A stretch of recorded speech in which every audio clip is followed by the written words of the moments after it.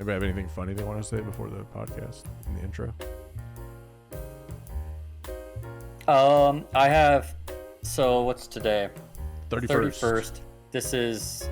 I'm 3-4 weeks into class, right? We're on homework 4 now, right? Homework 4 was just available today. Cool. All the homework's done online via this website called WebAssign, right? I have one student that still has not made their account. So, yeah, like they haven't done any of the homework. They haven't even made the account to look at the homework. And also the textbook is on there. So they haven't looked at the textbook either. Sounds like you back in the day.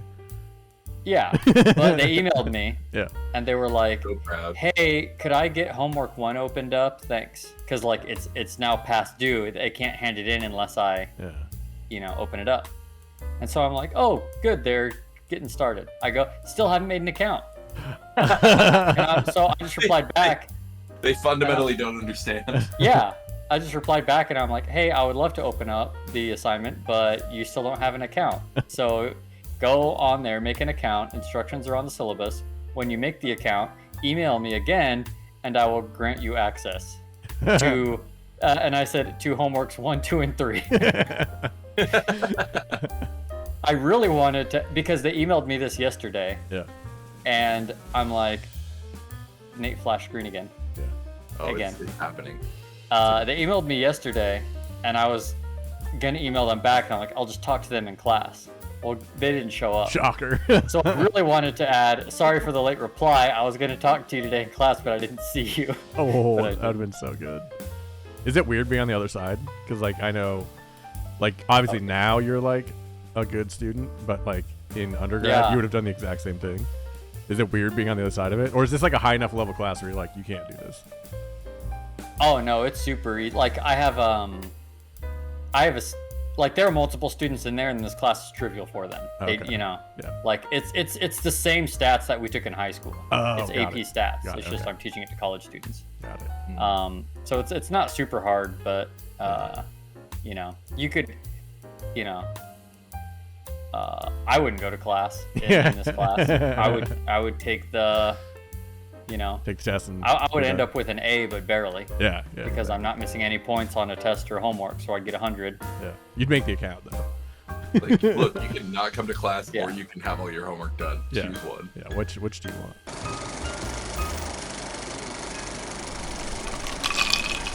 Hey everybody, welcome back to another episode of Rum and Cinema.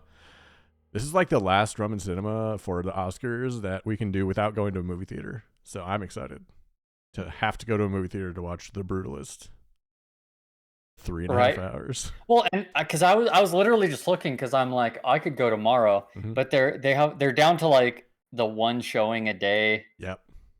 So I'm wondering honestly if we might have to miss a couple. I think so. I think we might.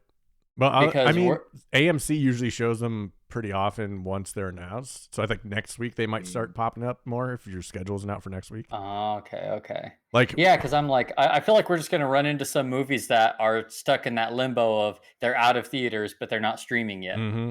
Well, AMC has the 24-hour 10 movie ticket now. You can buy and watch all 10 of them right in a row. Are people doing that? I mean, yeah, they did last year too.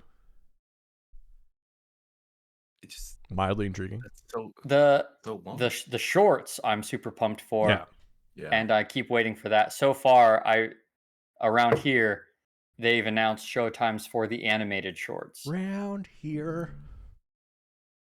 We're just gonna do musical callbacks every time somebody says something that's in a song from the 90s. I'm gonna start singing it. Counting Crows, back to back, #1 artist on Spotify for me. Damn, that's awesome. And I would have never guessed that in my life. I love Counting Crows. That's sick. I saw them at a festival. Ooh. But it was like poorly set up, so I was way in the back and we couldn't really hear him. So Yeah. like, yeah, let's go. Way in the back in a festival, it's kind of like noise at that point. Yeah, and it was like a half hour before Dave Matthews was on, so I was like, well, let's get up close for Dave. And we did. Yeah, it was good. But yeah, today we're going to look at, speaking of music, 2 musicals up for Best Picture. Somehow. Wicked, now available to buy or rent digitally, and Emilia Pérez. Am I pronouncing that right? Perez? Emilia, because the accent is on the first E. Perez. It's available on Netflix. Cool. You can find us on youtube.com/@RomanCinema, where you can subscribe to keep up to date with all our newest episodes as we release them. Also, if you're listening on, whatever podcast platform you're on, hit subscribe, follow along. I'm always glad to be joined by my guests, Nate and Jake. Nate. Nice recovery. Yeah, I know. I quit reading it and I had to reread it. I start ad-libbing. I enjoyed it. You stopped and then you immediately came up with something. Yep. The sign of a pro. Yeah, dude. If some dick doesn't point it out. Time filler. I started an improv troupe in high school, if you can't tell. Nate, how are you? Oh, good, bad news. I had to watch these movies. Good news. I don't have to be the only one that's a dick. Oh, wait, movies. I'd say movies. Oh yeah, I know I'm gonna get shit for Wicked, but I don't care. No shot. All right, we'll get to that. Nate Bring it. hates The Wizard of Oz and fun and great songs. It has Wizard of Oz, the Wicked has one of the best melodic moments in songs I've heard in a very long time. In the song Popular. We'll get to that. Speaking of popular, Jake, back by popular demand. How's it going with you? It's going good. I love musicals. Oh. So I was happy to watch both of these. For as much as I love musicals, I actually have never seen Wicked in any way, shape, or form. So this was actually first for me. Nice. I did end up getting some elements of part 2 spoiled for me just when I was kind of digging into other people's reviews of Wicked. And then from those spoilers, I was able to figure out some other spoilers. That turns bad. What's happening in part 2, which not a big deal. It's spoilers for a prequel. Yeah. Whatever. Well, you've never seen Wizard of Oz. So they truly are spoilers. Actually, yeah. Like the opening sequence kind of ruined Wizard of Oz for you. It just gave you the whole thing. Yeah. What's the point now? Yeah. Well, also spoilers for a thing that came out first in 2023. What? Wicked? Well, it came out as a musical in like 2008. It was a book in like 96. Yeah. Really? Yeah, it's way back. Wow. I saw the musical like in college. Goddamn. Yeah, the musical is old. Oh god, the AI answers on Google are so fucking bad. I just said, when did Wicked come out? That was all I wrote, and it's just like confidently 2003. Yeah, no. You guys just know off the top of your head it's wrong. Some of us do real Your problem reading. is you're not using the Chinese AI. Yeah, they'll tell you 2008 and Taiwan's not a country. Well, that's good. This says the original Broadway production opened in 2003. Yeah, maybe that's probably fine. You said 2023. No, I said 2003. I was making a point that it was old. No, you definitely said 2023. You said 2023. You're gonna feel dumb when this comes out. Check the tapes. Check the tapes. I was gonna, as I said, I was like, oh shit, there's immediate proof. I almost want to stop and rewind just so you have to see it right now. I think he believes. No, us. I believe you. No. It just makes my bitching about the answer less. No, you're still right. Yeah, if anything, you owe an apology to Google AI. You're still right. I do. The book came out. They gave me that. the right answer. The book, and I said 2003 in my head. Oh, got it. It's that head to mouth. Yeah, it's fucked up. Yeah. So no, I didn't think the musical came out 2 years ago. They're like, let's get on this. Let's get this movie going. Yeah. Let's start with the one that I think we're all going to agree on, Emilia Pérez. So Emilia Pérez is a movie on Netflix. It is a musical for some reason. It is about a head of a cartel in Mexico, who is transitioning from man to woman, penis to vagina. That is an actual lyric in the song, not me being transphobic. I want to make that clear. Was it here that we're... I'm mad at this musical for making me feel transphobic. Yeah. What the fuck? What's it's I don't know. It didn't do a good job on a lot of things. No. Yeah. Which is kind of a shame, right? We talked a little bit about, like off camera, this, a lot of people are going to hate this movie because it's focused on Mexican trans people, yes. right? Yeah. And because of that, it obscures, the fact that, okay, the movie actually has a lot of flaws in it. Yeah. It's somehow like the most least woke movie of all time. Yeah. I was gonna say, there's a lot of people who have seen nothing except 5 seconds of the song that Ben's gonna sing this entire time and just hate it. They're like, this is trash. Yeah. They have no idea. But also, as I was like looking at reviews, there's a fair amount of trans people who are like, this is a terrible like portrayal of trans representation, like being trans as well. Yeah.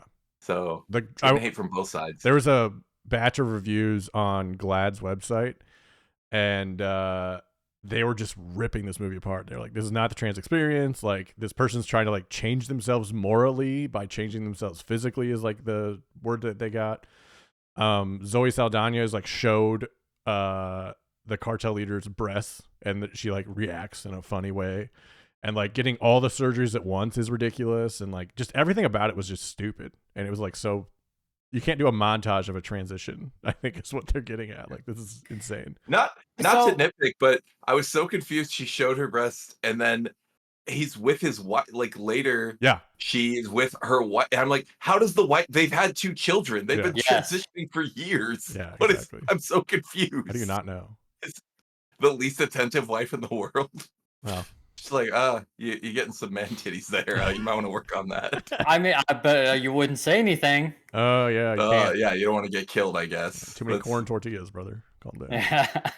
And I read a lot also that like the Mexican community was really unhappy with it too, because it portrayed like such a negative, like everyone's getting kidnapped, the cartel runs everything, which is like what we hear in the news, but it's not like 100% it. Well, and not just that, but the casting.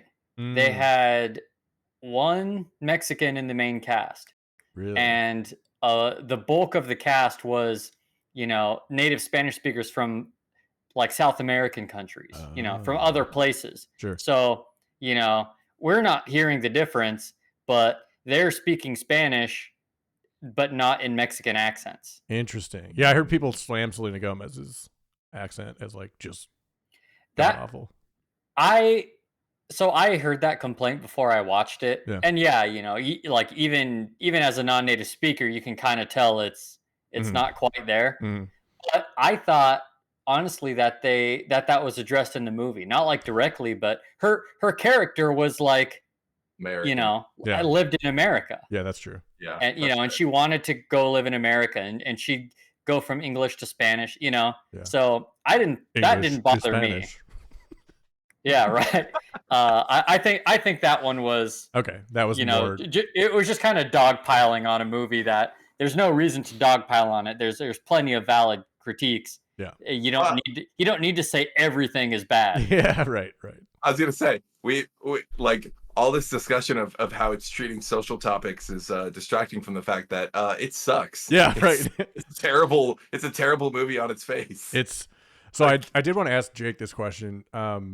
And it's my own fault because I don't know Spanish and I've never taken the time to learn. Were you able to listen to this movie, or did you have to read it with subtitles? And I wonder if that experience was different if you could just listen to it. I watch everything with subtitles regardless. Got it. But quite a bit of the movie, because I actually watched this one on my phone while I was meal prepping. Nice. Good choice.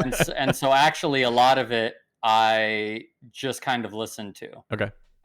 Especially the songs. And, I've, my Spanish was much better, 15 years ago than it is now. Sure. But especially with some of the songs, I was not catching everything. Yeah. But I'm catching enough. And, especially with the songs, once you know what the song's about, then I can just sort of listen to it. You can piece it together. Because I found that really hard to do, and it's not the movie's fault. It's my fault. But like reading a musical is tough for me. Yeah, I do think you lose a lot of it because a lot of it is supposed to be about the music. Yeah. And if you're so focused on reading subtitles, you're missing the cinematography, right? You're missing the actors' expressions. You're missing things when you have to be reading subtitles, which like you said, not a critique of the movie. No. Just an inherent problem you have to deal with in a foreign language film. But I didn't notice it in Parasite, and I think that was just because the pacing of Parasite was different. Like this movie moves so quickly especially with the words and the singing. Like it's kind of like Hamilton-ish with like how many words they're doing in a song. And I found myself reading ahead so I could like watch the performance. Because I mean that's part of it's kind of like a play to me. Like I want to watch how the actors are emoting and reacting to others during the music. I think it was possible to tell for some of the songs too, though, like because that's part of it. I think too, it being a Spanish language songs, like when you're reading them in English, they don't flow as well. Yeah. But so I was trying to be conscious of that, and like you said, like once you get the gist of a song, you kind of know what it's about. You figured it out. Mm-hmm. So I was trying to like get the gist and then listen to the song, and I remember distinctly the experience because and like full disclosure, because I don't think we said it yet, I only made it halfway through this movie. But the first song, I was like, I thought it was pretty good. I quite enjoyed it, and I was like, okay, like, because again, I came into this being like, all these fucking people, like whatever. I bet it's great. Like everyone keeps saying it's good. So the first song I was like, this is good, and then it just went downhill from there. Like with the songs as well. Like, oh my god, that's my biggest complaint, honestly. Is why is this a musical? Yeah, that 2 days later, Taylor just stormed into the room and said, "And why was it a musical? Like it could have been a story. Yeah, it maybe but like the musical made it." To me, it was just my issue, which is the thing I think I always get hung up more than you guys, is just like the story, like it just kept jumping. Yes. The first half, like it's just like here's a thing, here's a thing, here's a thing. Like it was just there was no building of like empathy with the characters, which is all Totally that true. a musical is. Yeah. Like we'll get into it.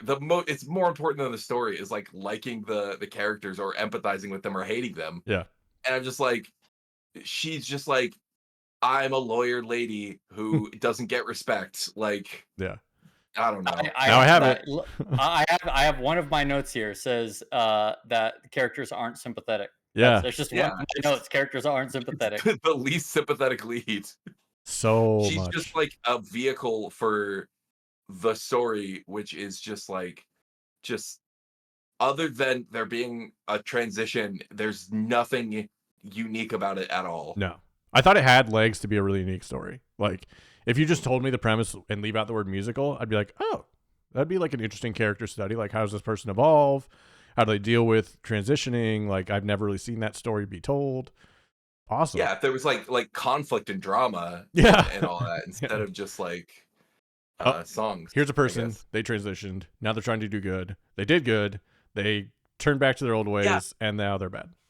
The fact that I couldn't say a thing about Emilia before transition, except that they were a gangster, is like a cartel leader, is just tragic. Like we didn't have a single scene of pre-transition, like him doing anything. Yep.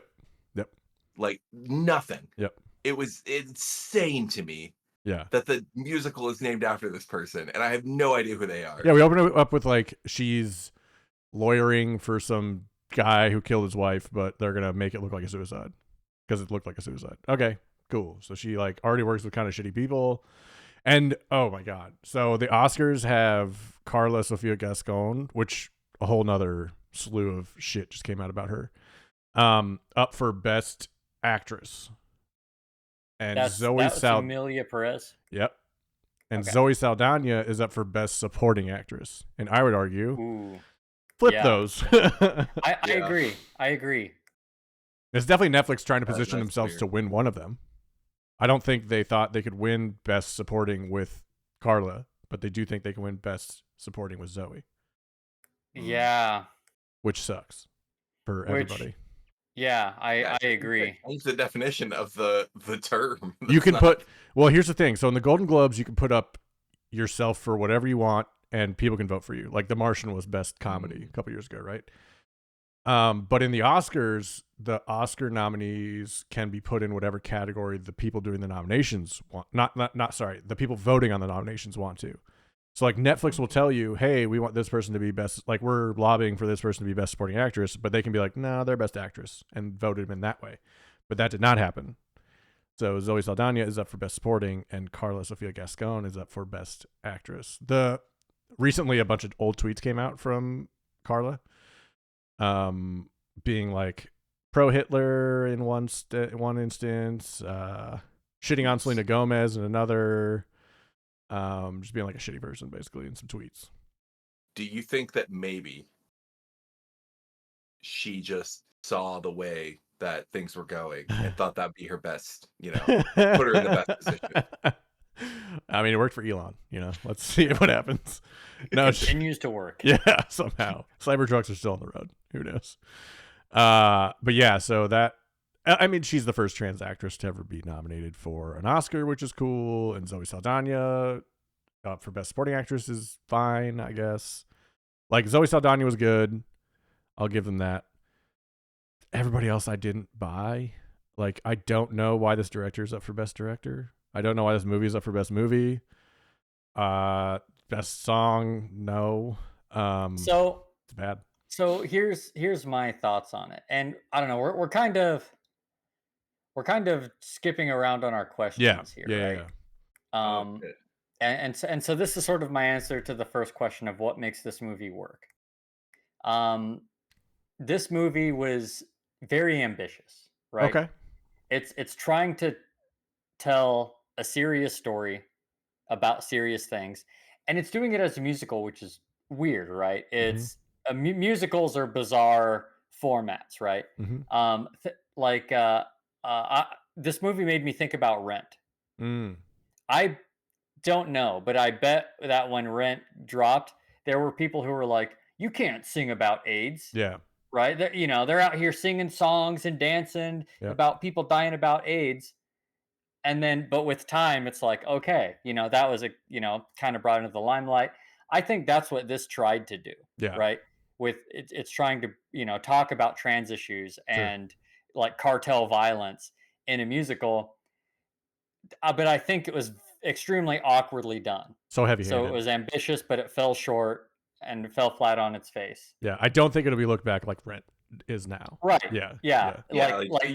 Maybe over time people will soften to it a little bit, but Rent was good, right? It had good music. The difference is that even if the people hated it because it was gay and about AIDS, but everyone was like, but it is a bunch of bangers. Dude, that 10,000 song, minute song. Right. Oh, I still play that thing. I've never seen the movie and I play that song.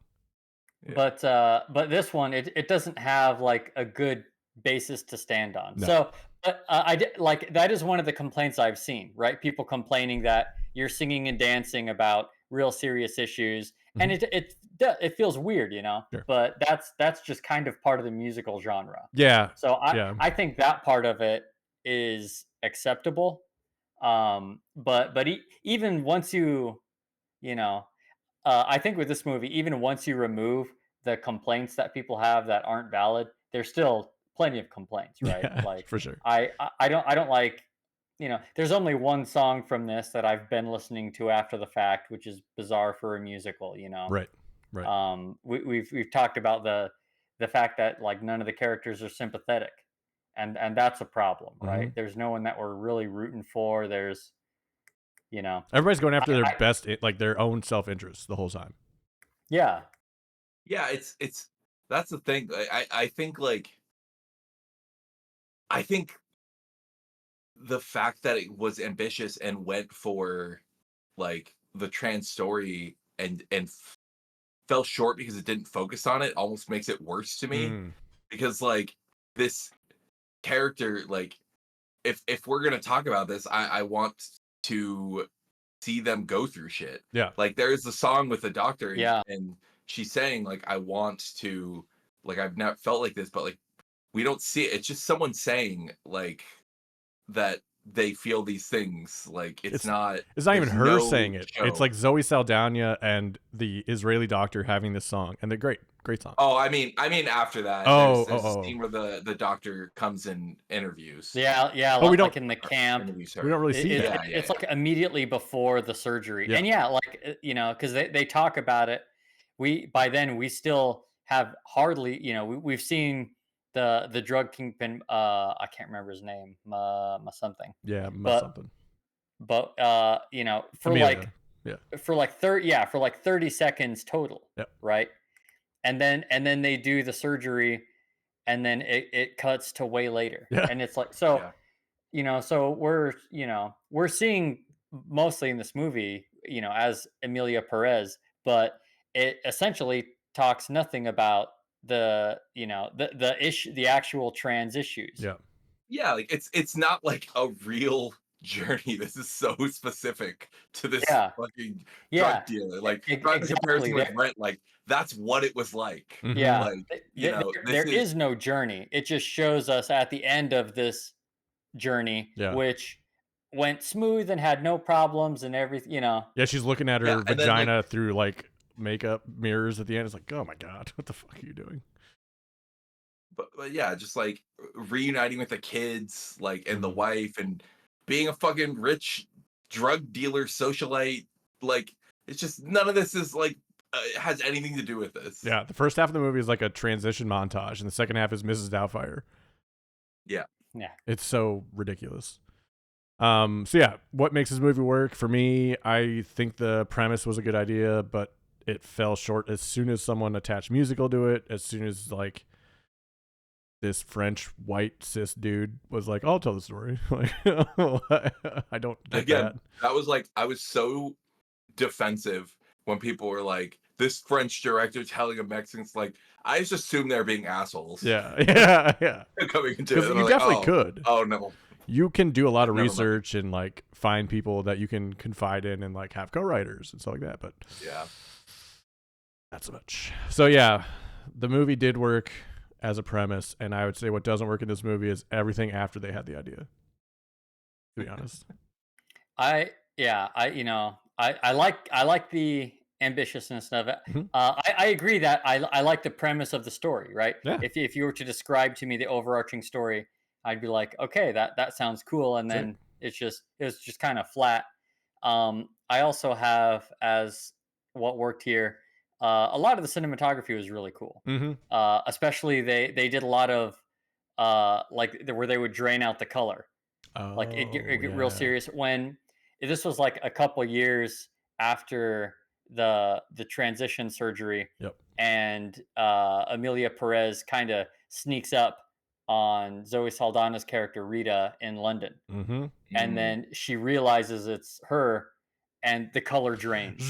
And I'm like, oh, that's cool. That was sick. Yeah, that scene switch was possibly the only thing that I enjoyed in this movie. Yeah, that was really good. That was pretty cool. Yeah, and then but it's not enough to be Best Picture. No, but it was very sick. Like it was cool. Yeah. And then the music too, like not from the songs, but what they did do really well was music from like the ambience. So, and a lot of it was subtle, but like when they're outside, a lot of like the noise of the city streets is like part of the song and to the beat. And especially one of my favorite ones, Nate would have missed this, when guns. they're Yes, that was sick. Oh my god, when they're doing the assault rifles, because it's like this beautiful organic thing, and it's a song, but it's also it's them getting ready to go raid a drug compound. Right? Yeah. So, and it's also, it wasn't precise, right? It was just a little bit off, and I think that was a great decision, because it was still beautiful and melodic in a song, but it was off, so it also still kind of sounded natural. Yes, I agree. It wasn't like the Marine drill guys with the Yeah, you like question for a second if they're going for the beat when it first starts. You're like, oh like that's totally. But then it picks up. So that's a great point. So there are a couple positives I took out of this, and that's them. those two scenes are worth looking at again, but not the rest. Who makes this movie work? I mean, Zoe Saldana is pretty good in this.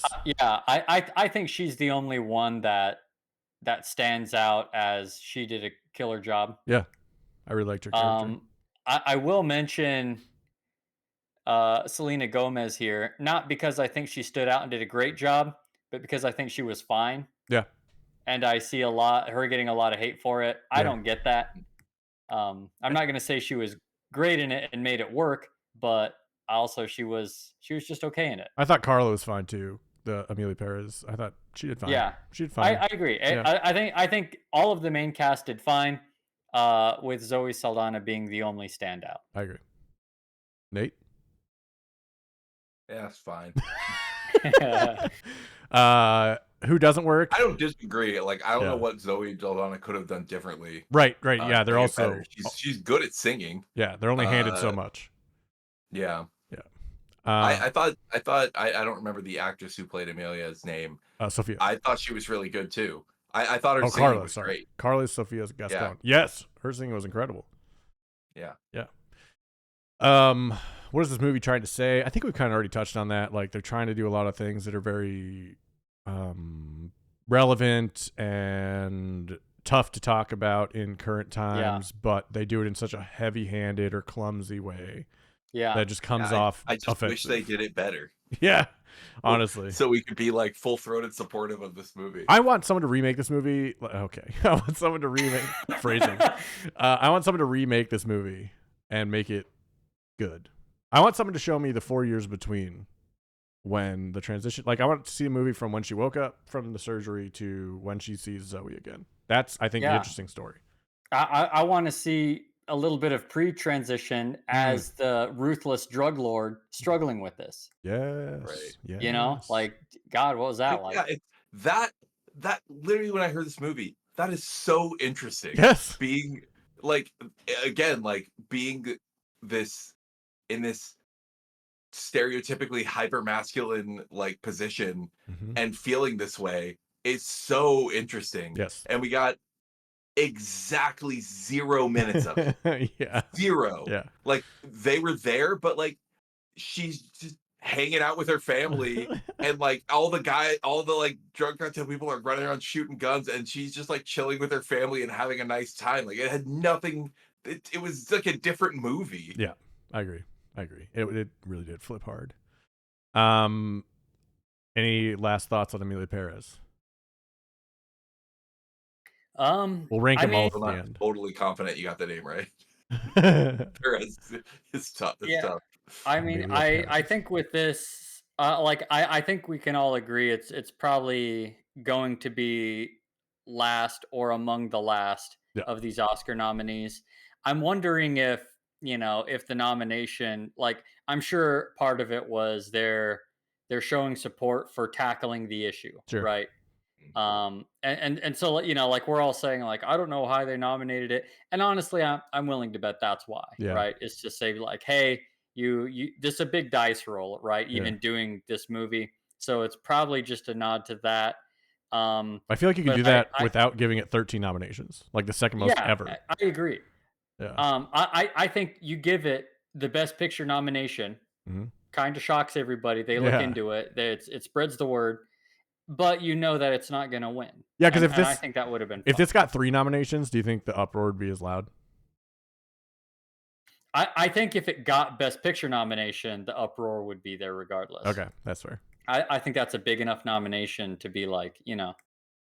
Also, I didn't know that about them switching Best Actor or Actress and Supporting Actress, but that kind of bothers me too. Yep. And so I would love to have seen Zoe Saldana get a nomination for Best Actress, even if she didn't win. Yep. I would kind of have a bad taste in my mouth if she wins Best Supporting Actress, because I feel like it's kind of, maybe not as intense as robbing it from the other Best Supporting Actress nominees, but I feel like it's unfair, right? Because Zoe Saldana basically played the lead. Yes. So it's very easy to be like, oh, she was such a great supporting actress. Well, it's like, well, she was the lead. She was 90% of the movie. She seems like an amazing supporting actress. Yeah. Here are the other nominees for actress. You did a lot of great work as a supporter. Yeah, you really supported the whole fucking movie. Monica Barbaro from A Complete Unknown, Ariana Grande in Wicked, Felicity Jones in The Brutalist, Isabella Rossellini in Conclave, which we already talked about. She's in there for like 3 minutes. And the polar opposite of that, Zoe Saldana. For actress, Ariana Grande. Oh, they can't have 2 nominees for lead actress, can they? No. So Cynthia Erivo got lead, which makes sense. Yeah. Carla Sofia Gascon for Emilia Pérez, Mikey Madsen for Honora, Demi Moore for The Substance, and Fernando Torres for I'm Still Here. That's the other foreign Best Picture film. Which was also involved with some scandal because I think those there were some like barbs thrown by Carla towards Fernanda for like torching the ability for her to win Best Actress, which I mean, no, but sure. So yeah, that's Emilia Pérez. Sick. Maybe skip it. We'll see where we rank it after we talk about Wicked. Sorry. Yeah. Quick side note: it looks like that one is coming back to theaters. Marcus is bringing that back. Nice. In kind of mid to late February. So which one? Maybe we will get a chance to see all these. What? I'm Still Here. Yeah. They're popping again. All right, Wicked. The prequel to Wizard of Oz, the Broadway show with Kristen Chenoweth and Idina Menzel in the leads, now Ariana Grande and Cynthia Erivo. I thought it was incredible. I was blown away by how the stage design was incredible. The costumes were great. The singing, unbelievable. Such great songs. Popular has one of my favorite melodic sounds in any song.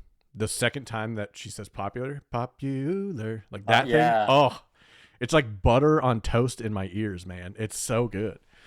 It's about Elphaba, who becomes the Wicked Witch of the West. Spoiler alert. And one of my friends who was watching it with me pointed out, and her sister is in a wheelchair in this movie. Does that mean the Wicked Witch of the East was in a wheelchair when she was hit by the house? Because but that's why she can get out of the way. Yeah, she couldn't. There was no rolling allowed. Ariana Grande plays the Galinda, the Good Witch, which if you've seen that TikTok is hilarious. She came down in a bubble, Doug, where he keeps saying she's a princess and not a witch. He was wrong, but it was funny. So Wicked, 2.5 hours, part 1 of a 2 hour and 45 minute play that has now become 2 hour and 40 minute movies somehow. But it was based on a book, and they took more stuff from the book, so that was cool. So, that's Wicked. What made the movie work for you all? So first of all, Wicked's like a classic, right, among musicals. Yes. So they had the bones of something great to work with. The songs already certified bangers, unbelievable. Right? And this is gonna bleed into who makes this movie work, but Cynthia Erivo, Erivo, and Ariana Grande. Ariana Grande is a freak of nature. Yeah, in a good way. She's one of the most talented singers out there right now. 100%. I did not think that going into this movie, but I'm leaving it guaranteed. I don't listen to her music, but I'll see like a random clip of Ariana Grande just doing, belting it even out. on like SNL. Yeah. Just Ariana Grande on SNL, and I'm like, oh my God, she's a monster. Yeah. Her range is incredible. Yeah, so she's a immaculate singer. Cynthia is also a world class. Holy cow! Holding the note at the end of Defying Gravity, brother. Yeah. What a way to end a movie. That was unbelievable. And then, so I think the casting across the board, they nailed it, and just building the world, right? Yes, I thought there was funny moments which I liked, like Bo and Yang bringing some levity and brevity. Wait, which one's shorter? No, levity was good. Yeah, levity. Levity. Brevity's shorter. Levity is funny. Jeff Goldblum as as Wizard of Oz. Yeah, that was really good. Amazing. Michelle Yeoh being in there, that was cool. That I did not know that until she popped up, and I was like, "Whoa!" Peter Dinklage as a goat, that was sick. Yes. Yeah. Really good cast, really fun. I can't. I know I'm mad at Nate. Yeah, Nate. We'll get to your point after this. Peter Dinklage as the goat, and Nate's like, "I didn't care for this." They just went and with the story, Yeah, I I would love to start with what makes this movie work, because it's every single song, Yes. everyone in the cast. Yep. Everything was great about it. But what doesn't make this work? Wait, wait. But before we do what doesn't make it work, the one last thing. Yeah. The appearance of Idina Menzel. Yes, and Kristen Chenoweth. Kristen Chenoweth. So fun. And Idina Menzel, like she's not singing during the part, but she like, you know, she like looks at Elphaba and then gives her and I'm like, oh, that's amazing. So cool. It was so good. Nate, they were the Broadway stars of this show. I know. Okay. I didn't know, and I could tell. Oh, okay, got it. All right, so what didn't you like? So speaking of letting it go. Yeah, what didn't make it work is that it's a 3-hour musical and they turned it into 2 3-hour movies. That's fair. And you can tell. That's fair. That's my only problem. Like, I didn't leave hating this movie. I fell asleep in the theater. I fell asleep between when Popular and when they got to Oz. Oh, okay. It was fucking boring. Yeah. I was trying so hard to stay awake. You should. I desperately wanted to like this movie. You might have sleep apnea. And I did. I loved every song. I remember the struggle, and it literally couldn't hold my attention. Wow. Did you see the stage play? Say again? Did you see the play? I have seen it, yeah. Okay, cool. Yeah. It's just like everything that wasn't in the play could have been cut. Yeah. And it would have been exactly as good. Yeah, I agree with that. But we could have enjoyed it. Like, I don't know. I don't dislike this movie. I'm just mad that they have to split it into 2 movies, and meta mad that like all the good songs are in the first half. Yeah, that's tough. Like, I don't care about seeing the next one. I don't really want to watch this again. I'd rather just go see the play. Yeah. Okay, that's valid. I agree. Like, I have nothing bad to say about the majority of the movie. Sure. Except for the fucking talking animal subplot. Like, it was just unnecessary. Was that in the play? It was just an excuse to get Peter Dinklage in there. I don't remember the play that well. Was that in the play? Nate's now a Peter Dinklage hater after the Snow White incident. The vegan wants to cut the animal story. That's crazy. Why wouldn't you want to cut? It has nothing to do with anything else that's going on. It's Oz. It's the whole reason Oz is being a bad guy.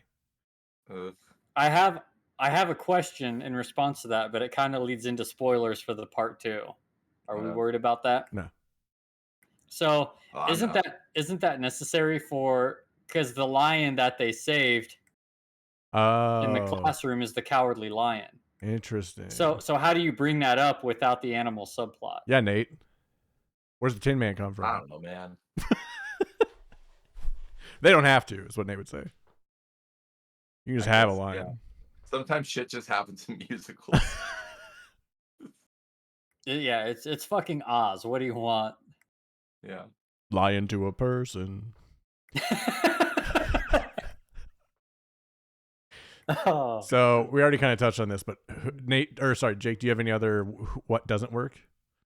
Other than Nate's valid point of it being kind of long and probably doesn't need to be 2 parts. But I blame that more on the studio because they shot the whole thing at once. So like the studio probably was like, hey, let's make some money. I don't think so. And this is, I'm not trying to like defend it, but my gut instinct for when something like this happens is I wonder if they wanted to make like they took this movie, they saw how long it was, and they're like, okay, this is like 4 hours. We cannot have one single 4-hour movie. Right.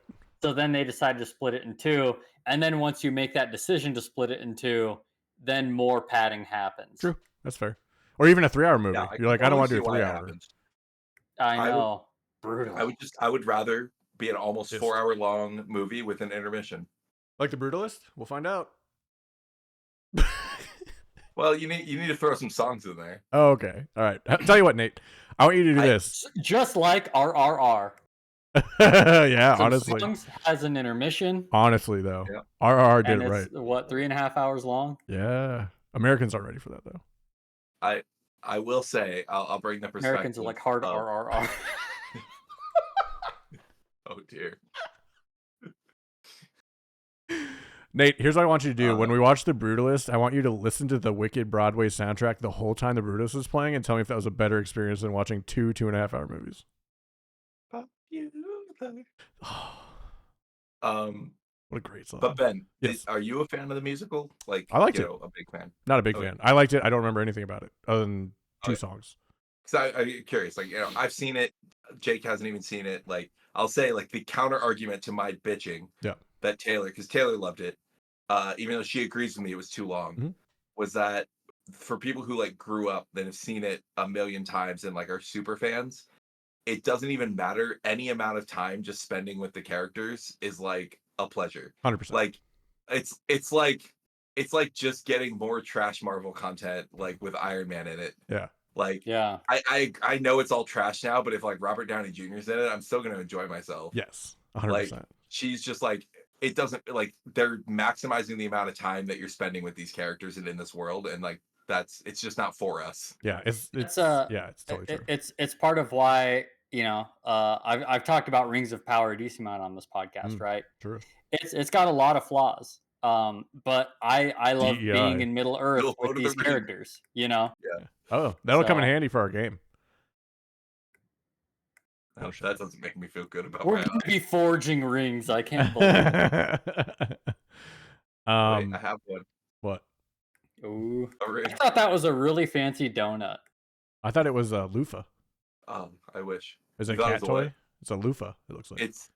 It's a failed baby toy. It's like a.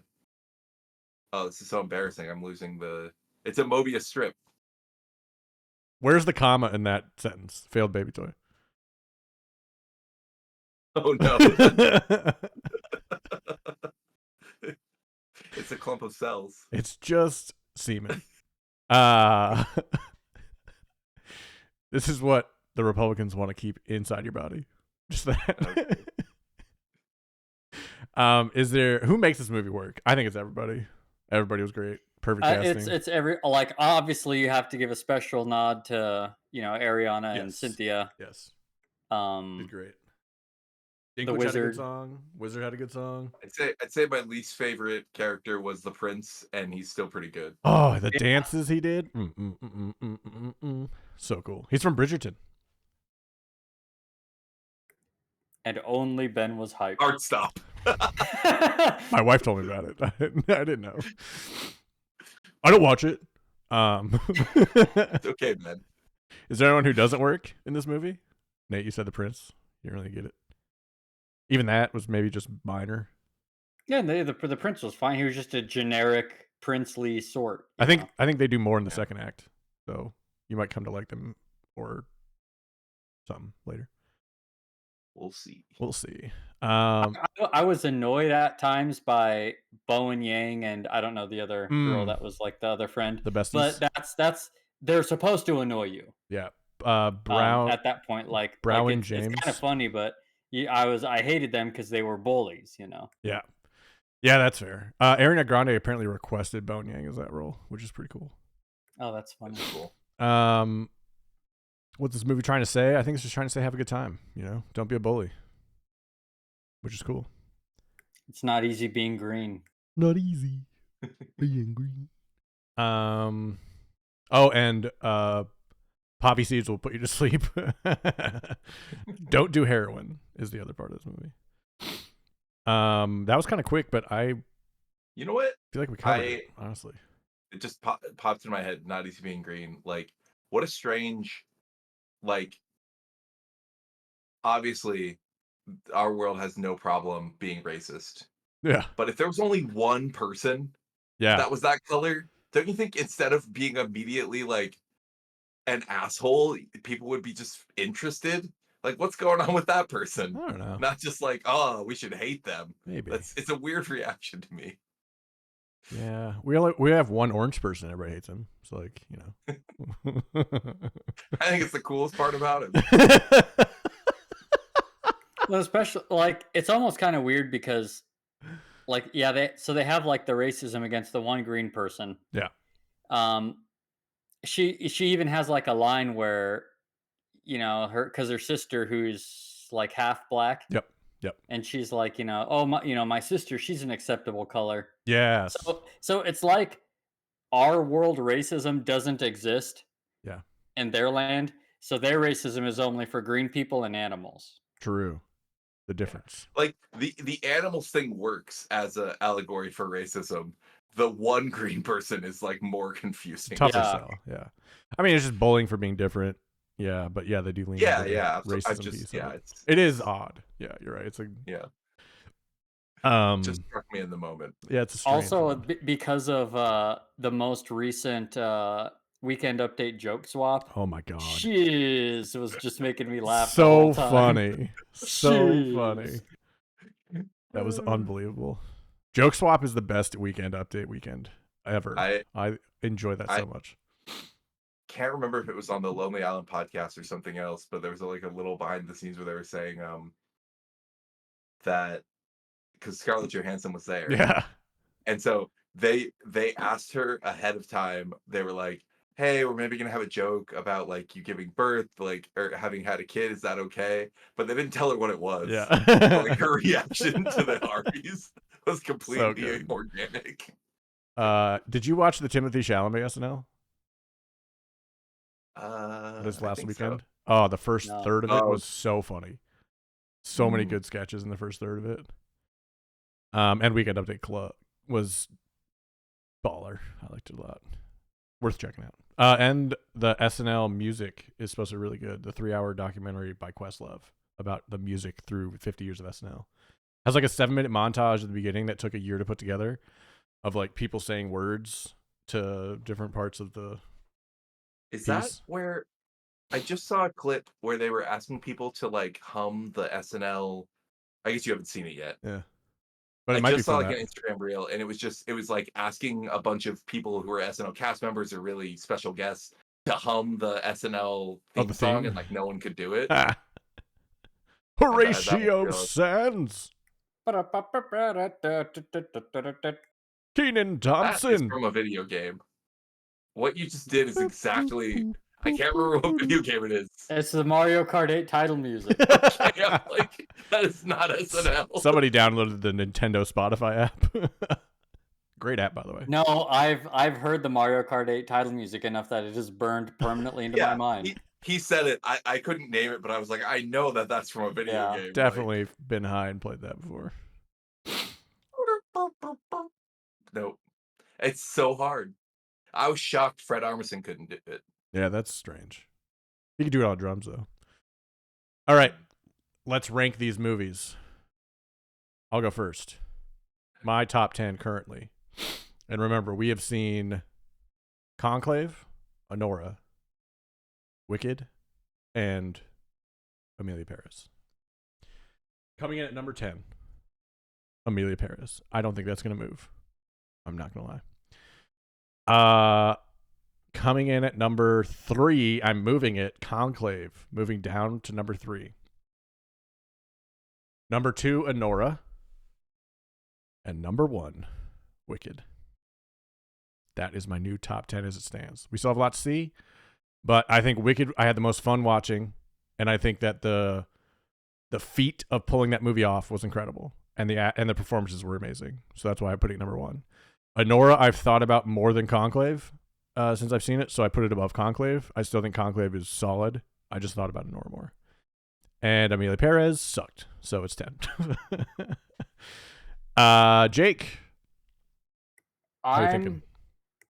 So I am also doing the same thing as Ben. I'm swapping Anora and Conclave. Nate was right and this whole time. A big part of that is I've been listening to the Anora soundtrack a lot. Ooh. And it does keep me thinking about Anora. Bangers. I'm going to put Wicked in between them. Cool. And then Emilia Pérez last. So I'm going to have Anora, Wicked, Conclave, Emilia Pérez so far. Love it. Good list. Jake, or sorry, Nate. How dare you? I know. I'm going to play this game the way I think it should be played. Okay. And I'm trying to guess where I'm putting them. Ooh. I just readjusted it. Cool. And I was looking at the movies, which I haven't seen any of them. Dune Part 2. except for Doom Part 2. Which is going number 9. You know what? It's better. I might put it at 8 to give myself some wiggle room, depending on when we do it. Yeah, that's fair. Brutalist could slide down pretty far. But yeah, so right now, I guess actually I'm going to adjust this. I think Honora is going to be really high up there, actually. Yeah, I agree. We have seen The Substance, too. Oh, yeah, but we haven't talked about it in this setting. So we haven't talked about it yet, but we have all seen it. Yep.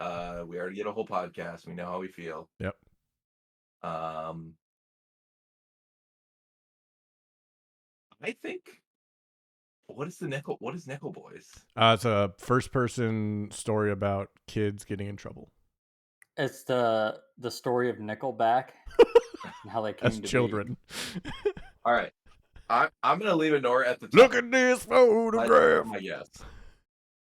Wicked at 4, Conclave at 7, and Emilia Pérez at 10. So you have Honora at 1. We might have room to fill things in. Sure. Honora 1, Wicked 4, Conclave 7, Emilia Pérez 10. All right. Yep. Where would you guess you'd put Dune 2 right now? 9. I want to be a dick, but I think it's probably 5 or 6. Oh, okay. If I had to. When we watch Dune Part 2, are you going to watch Dune Part 1 first and then Dune Part 2 right after? I think I'm going to do that. I don't think I could. Wow. This guy. I'm serious. I still feel like I'm taking crazy pill. I feel like I'm in the Upside Down when people talk about how great Dune 2 was. We could do a Chalamet doubleheader and watch A Complete Unknown and Dune 2 for the next episode. Hey. Get Chalamet with it. Ooh. Yeah. Good theming. Thanks. Well, that's our update wrap up for part 2 of our 5-part series, Best Picture winners. Now to the game. What you're all waiting for. It's called Harry, Frodo, or Gaga. I'm going to give you the name of something, and you're going to tell me if it's a band from a Coachella set, from the Harry Potter books or movies, or from the Lord of the Rings books or movies. I'm so curious what Harry was. Harry Potter. Yeah, I got it. You didn't read the rules? When you said the title, I was like, what is Harry? When you hear Harry, you don't think Harry Potter? No. I was thinking of Hobbit Toes. Okay. Fair enough. This is a game I stole from the fantasy football podcast I love, On the Ringer. They played it the other day, and I was laughing because there's a guy that's never seen a Harry Potter movie or Lord of the Rings movie, so they did this with him 2 different times, and I thought it was a great game. So we're doing it. Shout out the Ringer Fantasy Football Podcast. My favorite podcast. By far. Stole it like the Chiefs stole the AFC Championship. Oh, this guy knows sports. Hell yeah, dude. That was clutch. You fit in. I had to Google if they were AFC or NFC, but you know what? So does every Swiftie fan. That's okay. That's okay. They were the ones that also came up with the question, who's more famous, Travis Kelce or Patrick Mahomes? And they were correct. It's Travis Kelce. Okay, here we go. You're going to say the name. I'll do 3, 2, 1. You'll say the name at the same time. A point if you get it. No points if you don't. I have a tiebreaker that's incredible, and I hope we get to it.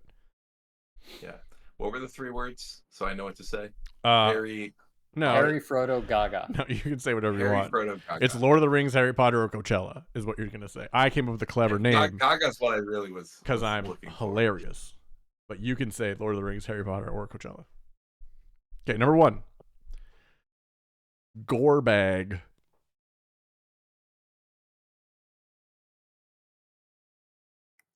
Gore bag. Ready, Nate? Ready. 3, 2, 1. Coachella. What'd you say, Nate? Coachella. It's Lord of the Rings. I said Gaga. Is that the name of an orc? It is an intelligent and crafty orc, captain of Cirith Ungol in the Third Age. All right. No points. Great start. I love this. Jake's mad already. Yeah, I am mad. Jake's pissed. Number 2. Seb Fontaine. Seb Fontaine. Ready. Nate? I'm ready. 3, 2, 1. Coachella. Nailed it. 2004 electronic musician. 1 point to each of you. Number 3. The Fiery Furnaces. Ready. I'm always ready immediately. That's my claim. 3, 2, 1. Coachella. Nailed it. 2005 American indie band. I thought you might go Harry Potter on that one.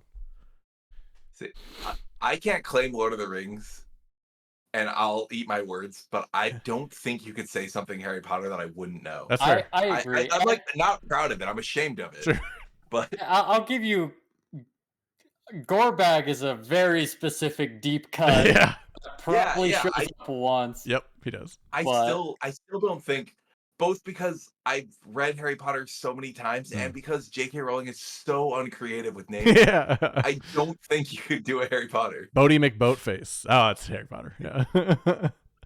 All right, number 4. It's 2-2. Ludo Bagman. I don't Ludo know if you're Bagman. Okay. What? Ready. Go ahead. 3, 2, 1. Harry Potter. How'd you guys know that? Yeah, it's Harry Potter. Is it Bagman? Yeah, No. I was like, I don't know if you're trying to like.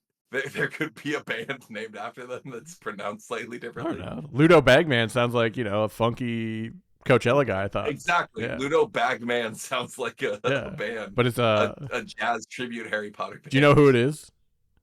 The Bagman. Yes. Who is it? He was partnered with Bartimus Crouch. Oh, wow.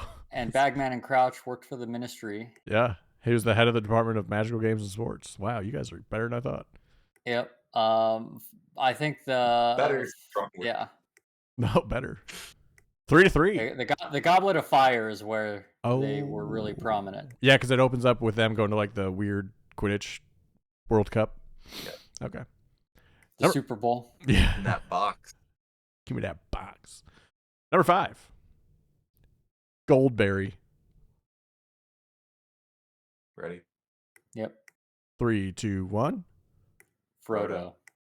Nailed it. Lord of the Rings. Who's that? Do you know? Tom Bombadil's wife. God damn. I was thinking that might have been a stretch for you guys. I was like, this is all it said about her. I didn't know who it was. If it makes you feel better, Ben. I just knew for sure that it was Lord of the Rings. All it said was River Woman's daughter married to Tom Bombadil. Or Bombadil. Bombadil. And I was like, sure. You guys might get There's a common enough fan theory that Tom Bombadil is capital G God. Oh, shit. That's cool. Yo. What does Emma Watson think about that? Hermione. What? Well, she's half muggle, half wizard. So which side would she fall on in that, you think? Do you think she went to church? With her 2 dentist parents? No. Okay. I would say most dentists don't go to church. It's true. They hear enough "oh God" in their offices. Number 6. Jens Lekman. Jens Lekman.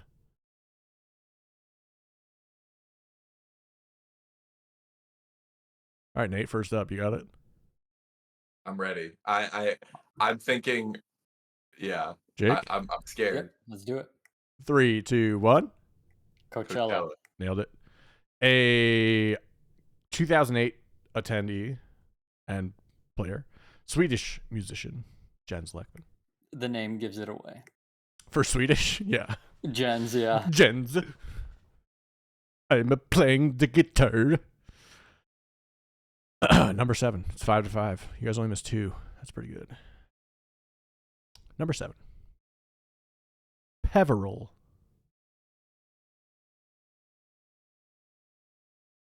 Peveril. Ready? Nate? Yeah. 3, 2, 1. Harry. God damn it. You're so bad at pronouncing. How do you say it? Actually, I can't give you shit. I realize I don't pronounce the words right when I read the book. So Okay. Like, yeah. You're just not matching what every time you say something, I'm like, that's like how I could like spell it. Phonetically, how I I'd say say it. Perveril. Perveril? It's P-E-V. But I have I could be totally wrong on the letters. I'm 90% sure Peveril is the name. Yeah, it's P-E-V, not P-E-R-V. Yeah, this comes up a lot. Like I scramble letters because I don't like read out loud, and so like, yeah, I don't know shit. That's fine. gonna have to stop right now. Do you know who the Peverils are? Making the game harder. It's the main mission. It's making the game much harder for me. Do you know who the Peverils are? Yeah, the Peveril brothers. What do they do? They're the original owners of three things.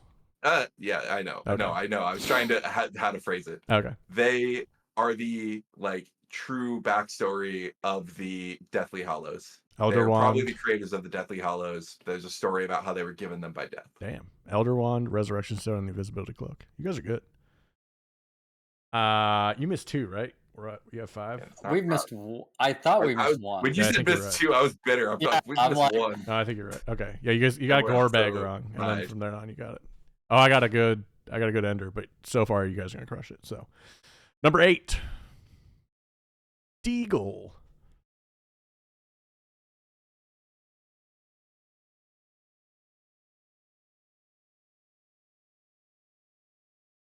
Say it again. Deagle.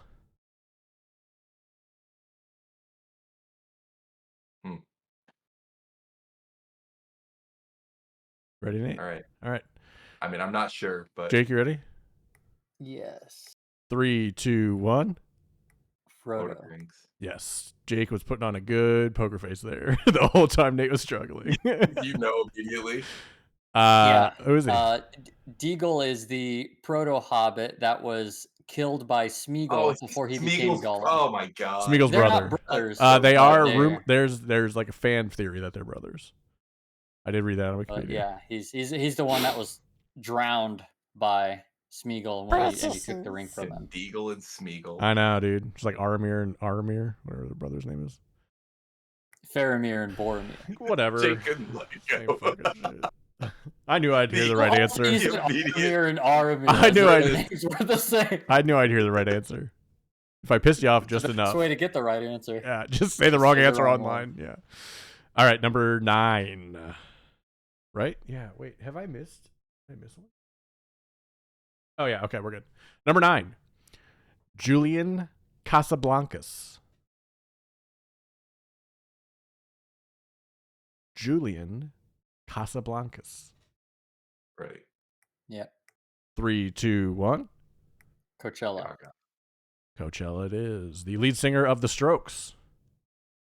Also was in a Daft Punk song called Instant Crush off their last album. Nice. The best album. That one. Yeah, good job. Number 10. The last one. You guys tie on this. I have a tiebreaker. And then after that, I'll give you movie trivia because fuck you. You're going to get one wrong. Number 10. Kevin Devine. Kevin Devine. Also, Julian Casablancas was in Coachella 2010. I didn't say that. Nate's ready? Jake? Yep. All right, 3, 2, 1. Coachella. Nailed it. 2010 American songwriter. Kevin Devine. I thought that might throw you off with the horrible J.K. Rowling naming. Hoping. No, it's horrible in such a specific way that I think you could just pitch me random names and I'd be like, that would be in Harry Potter or it wouldn't be. Okay, yeah, that's fair. You should make it just. I'm like, I have no idea, but I know it's not in Harry Potter. We need more stupid websites. So that's our stupid website idea. Instead of a Wu-Tang Clan member name generator, it's just a stupid Harry Potter name generator. Yeah. All right. We would just be pulling from the Wikipedia list of racial slurs. Yeah, change a couple letters. Yeah. Yeah, it's just be like. Nope, don't say it, Nate. Nope. No good example here, Nate. Cracker McCrackerton is all you can say. Otherwise, shut up. Number 11. Tiebreaker. Ready? The Fat Friar.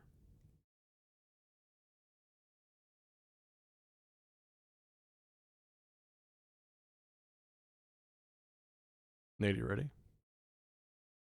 Yeah. Jake? Yep. 3, 2, 1. Harry Potter. Harry Potter, but I think it's a trick. It's Harry Potter. The ghost of the Hufflepuff house. Damn, you guys are good. Okay.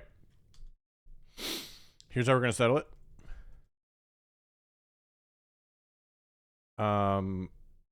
You guys nailed it. Way to go. No, I'm tilted. What I knew you were going to be disappointed, Ben. Gorebag. Yeah, you should have got that. That was good. That's okay. All right. I want you to tell me which Harry Potter movie grossed the most money lifetime. Ooh, okay. So which of the 8 Harry Potter movies grossed the most movie lifetime?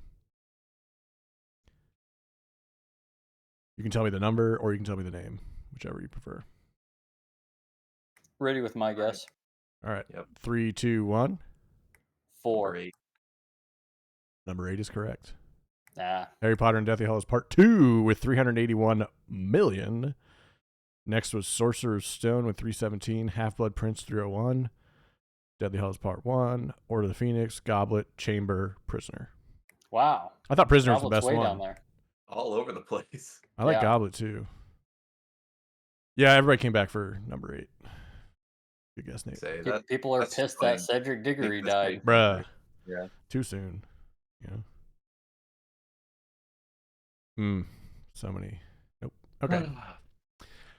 Hey everybody, thanks for joining us. Glad you made it this far. Thanks for listening to our episode today. I'd like to thank my guests, Nate and Jake, for joining us as always. If you're new here, you can follow us on Spotify, Apple Podcasts, or anywhere else you get your podcasts. If you do listen to Apple Podcasts, please leave us a review. If you're not subscribed to our YouTube channel, do so now.